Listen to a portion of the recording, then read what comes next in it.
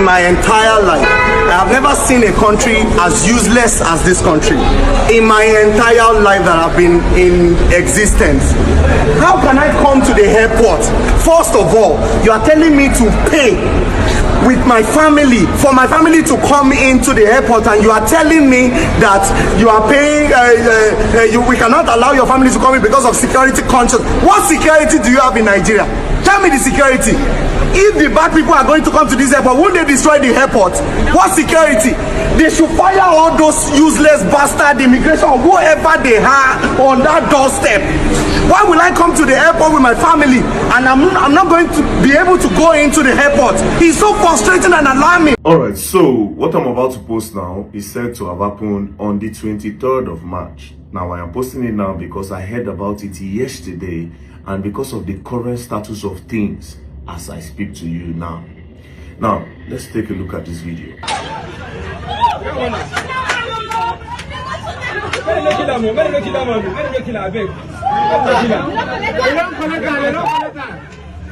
Alright, so if you notice from this video, you will notice that somebody was on the ground and other people around him were dragging him on the ground to collect something from him. Or were they trying to collect? It is the gun that this man is holding.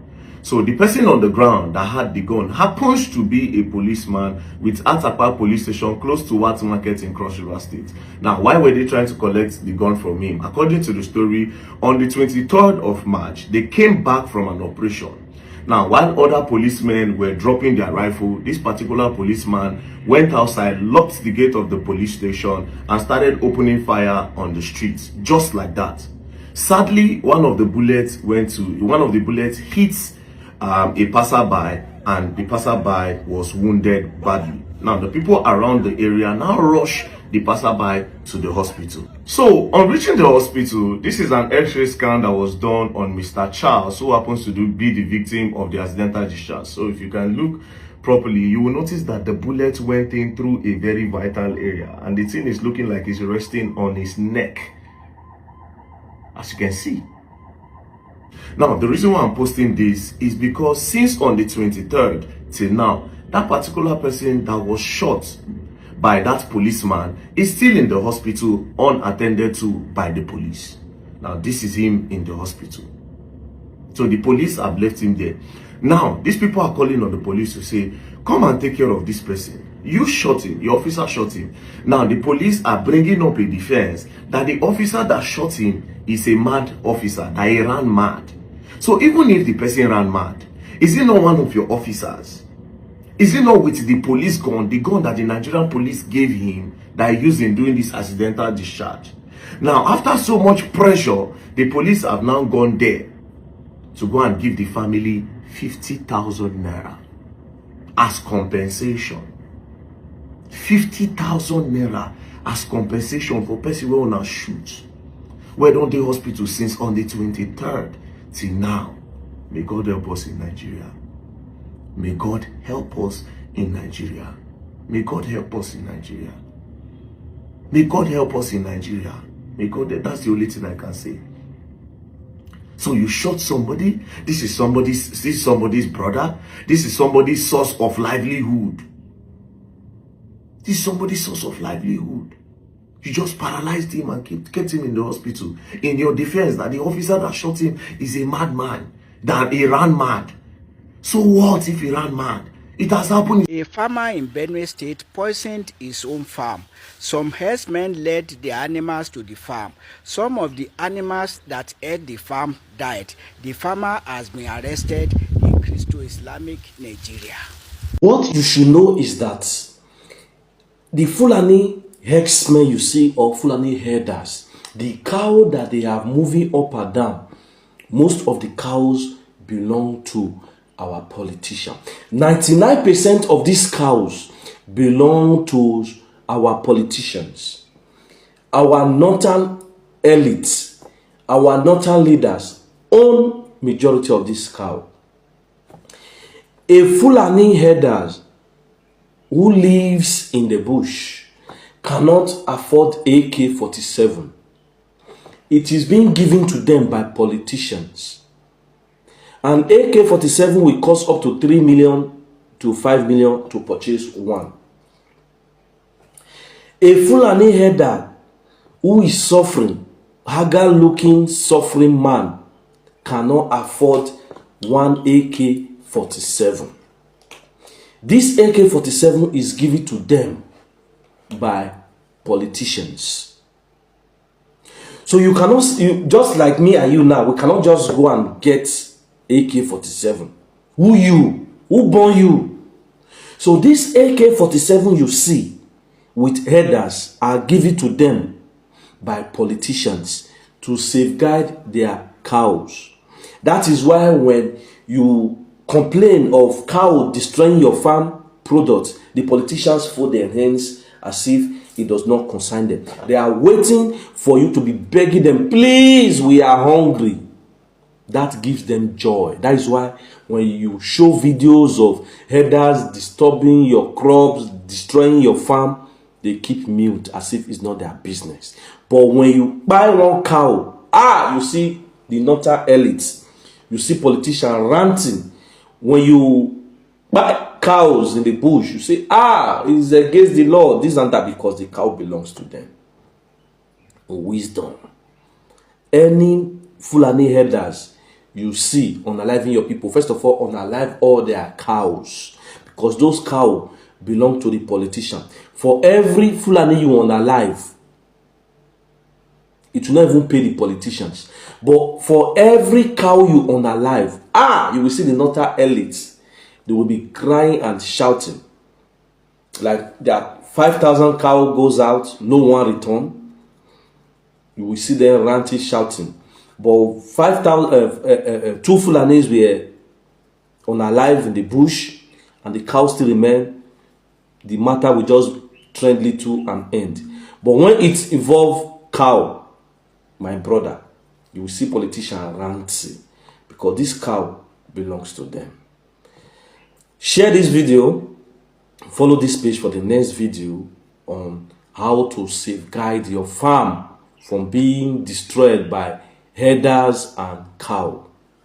You are blessed. 2 years now since Tinubu took over the mantle of leadership of this country.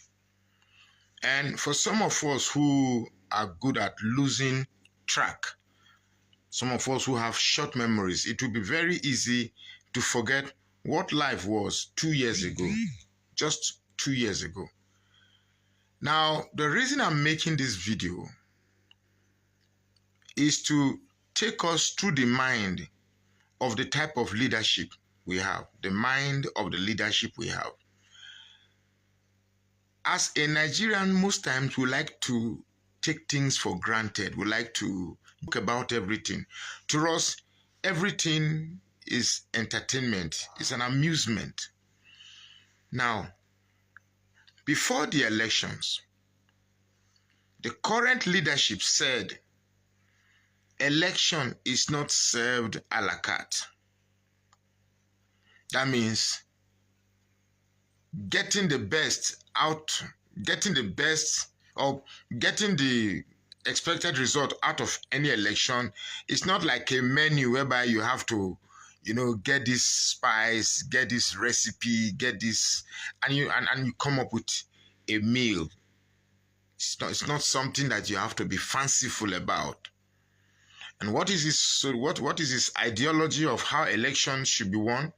You have to grab it, you have to snatch it, you have to run away with it. Now, let's analyze that concept of grabbing, snatching, and running away with it. Now, I didn't say it. Your president said it.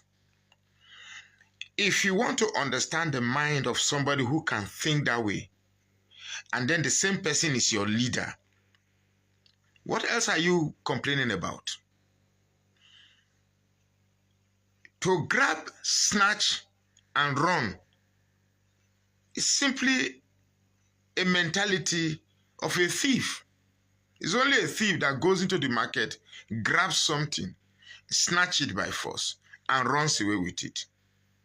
That means no system, no law, no order, no perfection, no strategy, no streamlined schematics that should guide the outcome. You just have to grab it, snatch it, and run away with it. In case you've not noticed, everything about Nigeria within the last 2 years is like we are living in a Gestapo, like we are living in a country where a set of bandits, and I'm not talking about the bandits in our bush, a set of bandits are now dictating how Nigeria should go. And it's so unfortunate that these criminals are flourishing because of a lot of Nigerians who are yet unplugged from religion and tribalism. They're still unplugged. I had thought that with these 2 years of excruciating hunger and pain, a lot of people will be unplugged. I thought that hunger would be strong enough to unplug people, but it appears some people prefer to wallow in misery, but console themselves with the fact that they belong to a certain religion, or console themselves that they belong to a certain tribe. Now, another thing that I'm beginning to wonder is that in Nigeria, it's like being a Southerner and being a Christian makes you less of a Nigerian. It's like there are two different approaches to confront offenders in Nigeria. If you are a South, there's a different approach to punish you. If you are a Northerner, there's a different approach to punish you. And even in the North, it is the Christians in the North that share the discriminating punishment. A young man in the North threatened that if the government does not do something in 24 hours, that the North will start unaliving Christians and Southerners in the North. Nothing happened. Nothing happened. But if it was one Southerner that say, Tinubu head they big, or Tinubu's wife breast they too big, or one big past one, blah, blah, blah, blah. Before you know it, an arrest is made. Even the common song that was sung in Delta State, Naya Mama Bidi, so we no get another one. Naya, a lady was arrested. So it's more or less like we are pretending to be housemates, whereas some members of that room feels more entitled than others. But we pretend as if we have equal rights. No, we don't have equal rights. We are getting to a stage whereby those you call your leaders will do something blatantly. You know this is bad, but hey, they don't care. They'll do it anyway. After all, we are being ruled by people who believe that things must be snatched, things must be grabbed, snatched, and they can be run away with. These are the type of leaders you have. And to think that anybody fascinated by this leadership, you are unplugged. The moment you know you are supporting Tinubu and APC, you are unplugged. And what is painful is that they have a considerable number. And with these people, we can never have good leadership. And if we don't have good leadership, we can never have a good country. So the country is so messed up that I'm trying to think about a way we can get around these unplugged people. Because it appears everything in their own myopic view is religion and tribe. Everything about it. What happened in Edo State is religion. What happened I'm not saying me, I'm saying they believe that what happened in Edo State is religion. What happened everywhere is religion. These people have no rational basis. So the question is, how do we unplug these people from their delusion? Somebody will be given money to go and create a false narrative, knowing that this false narrative only extends and perpetuate the criminality upon which Nigeria sustains itself, yet he will take it.